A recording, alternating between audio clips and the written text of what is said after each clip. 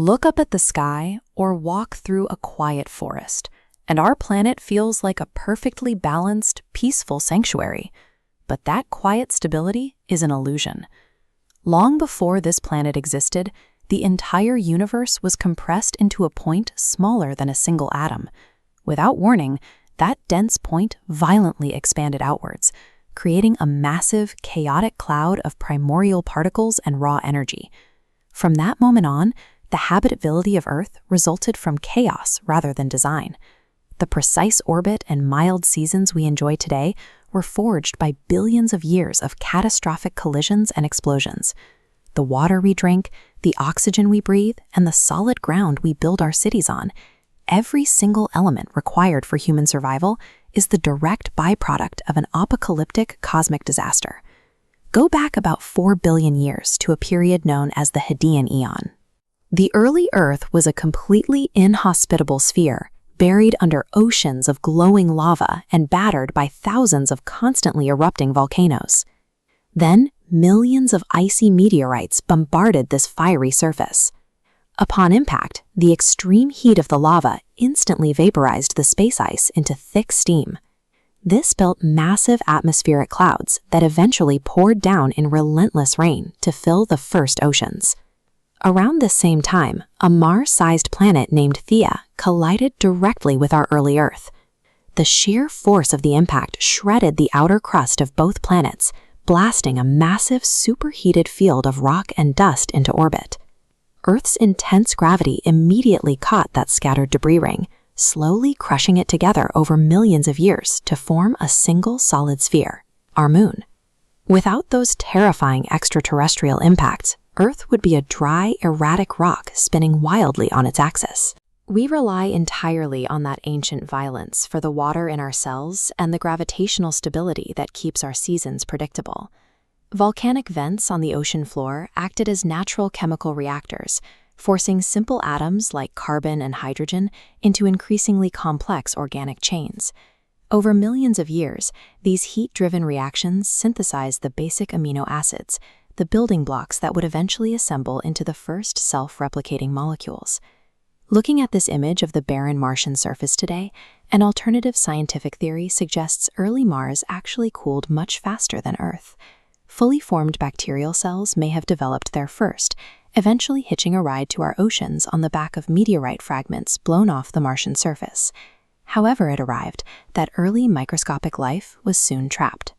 The planet's surface temperature suddenly plummeted to -18 degrees Celsius, sealing the entire globe under a massive sheet of ice known as Snowball Earth. A resurgence of massive volcanic eruptions eventually shattered that ice casing. Millions of active volcanoes pumped heavy greenhouse gases into the air, trapping the sun's heat and warming the planet enough for newly evolved photosynthetic life to finally start pumping oxygen into the atmosphere.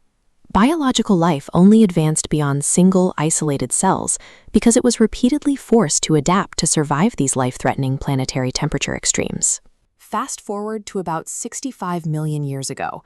As you can see in this museum exhibit, massive apex predators and towering herbivores absolutely dominated Earth's land, sea, and air ecosystems. Then, a massive asteroid, measuring 27 kilometers across, hurtled through the atmosphere at 22,000 miles per hour, slamming directly into the Gulf of Mexico. The immediate aftermath was apocalyptic. Global tsunamis swallowed coastlines, intense radiation blanketed the impact zone, and the atmosphere filled with burning debris, pushing global air temperatures to a suffocating 200 degrees Celsius. This acted as a brutal biological filter. 75% of all living species died of heat or starvation. The only creatures left standing in the ashes were small mammals weighing under 25 kilograms, capable of hiding underground and scavenging whatever was left. The absolute annihilation of the dominant reptilian species cleared the ecological board, creating the exact opening those small, resourceful mammals needed to evolve and take over the planet. Look at this elevated rift valley in Africa. Massive tectonic plates shifted beneath the continent, forcefully pushing up entirely new mountain ranges across the landscape. These new peaks physically disrupted the natural flow of the atmosphere. They acted as giant walls that blocked vital rain monsoons from reaching the interior, rapidly drying out the continent's lush jungles. The dense green canopy vanished, replaced entirely by this arid savanna environment, characterized by sparse trees, dry grass, and wide-open plains. With the jungle food supply collapsing, our primate ancestors were forced down from the trees. To survive in the tall grass and spot predators over long distances, they had to adapt to walking upright on two legs in the open.